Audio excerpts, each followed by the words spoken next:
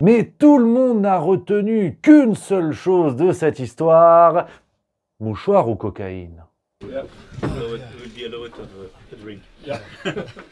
Ah, c'est le débat, hein. Il y a une vidéo qui tourne, hein. Il y a une cohorte de journalistes qui étaient dans le wagon avec les dirigeants là, et sur la table on voit ce qui pourrait s'apparenter à un sachet de cocaïne, Macron qui le dissimule, de l'autre côté Merz qui prend une sorte de cuillère, certains y ont vu une cuillère à cocaïne, ce qui a forcé l'Élysée à faire un démenti pour dire non c'est pas vrai, c'est un mouchoir, les Russes et complotistes, tu vois.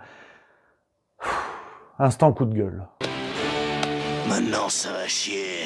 Ce genre d'affaire est véritablement la preuve que nous, dans la sphère alternative, nous sommes des abrutis. Hein, c'est-à-dire que le pouvoir en place a cette capacité à créer des contre-feux en permanence en agitant un tissu blanc, hein, là en l'occurrence c'est le cas, pour faire croire à la cocaïne, à je sais pas quoi, et nous, on n'a rien d'autre chose à foutre que de commenter ça. Voilà. À l'heure où on met en avant l'euthanasie hein, pour les citoyens qui ne rapportent plus rien, à l'heure où il y a un génocide à Gaza, à l'heure où il y a plein de sujets de première importance, on a une séquence et beaucoup d'attention qui se focalise dans les médias mainstream comme alternatifs, à savoir si c'est de la cocaïne.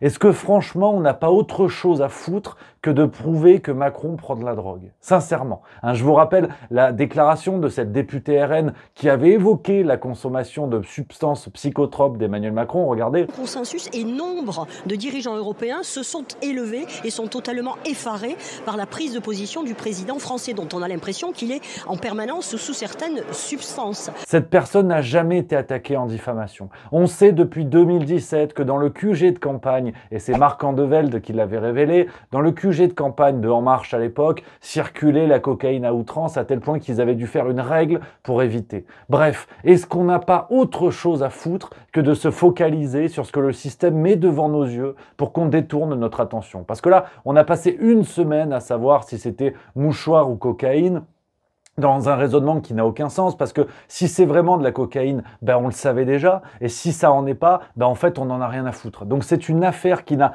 aucun intérêt, qui tente à prouver quelque chose que l'on sait déjà, et qui, de toute façon, même si c'était avéré, ne changerait pas le goût de la choucroute. Macron et ses sbires sont des tarés qui mènent la France dans le mur, on n'a pas besoin de savoir si c'est un mouchoir ou de la coke pour en être certain. Et si vous attendiez cette preuve-là pour vous sortir les doigts, c'est que vraiment on est dans la merde.